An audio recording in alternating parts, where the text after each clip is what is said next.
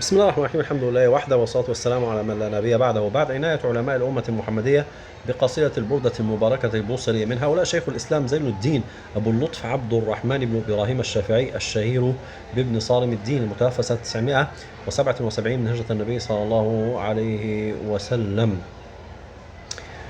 وهذه المشيخة، وطبعا هو ينسب إلى صيداوي. هذه المشيخة من تخريج جمال الدين يوسف الصالحي المعروف بابن الجاموس.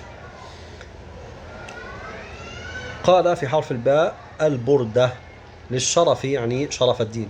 أبي عبد الله محمد بن سعيد الدلاصي ثم البوصيري. أخبرنا شيخنا العلامة الشيخ أبو اللطف بوأه الله مقعد صدق. الكلام هنا للمخرج. نعم. قال أخبرنا شيخنا السيد علي قال أخبرنا والدي السيد كمال الدين محمد بن حمزة الحسيني قال أخبرنا أبو العباس الحافظ قال أخبرنا أبو عبد الله النحوي قال أخبرنا أثير الدين أبو حيان قال أخبرنا البصري بها فذكرها.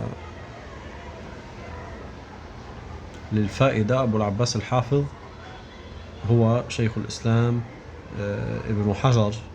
أبو العباس كنيته الأخرى، المشهور أبو الفضل. وأبو عبد الله النحوي هو الغماري.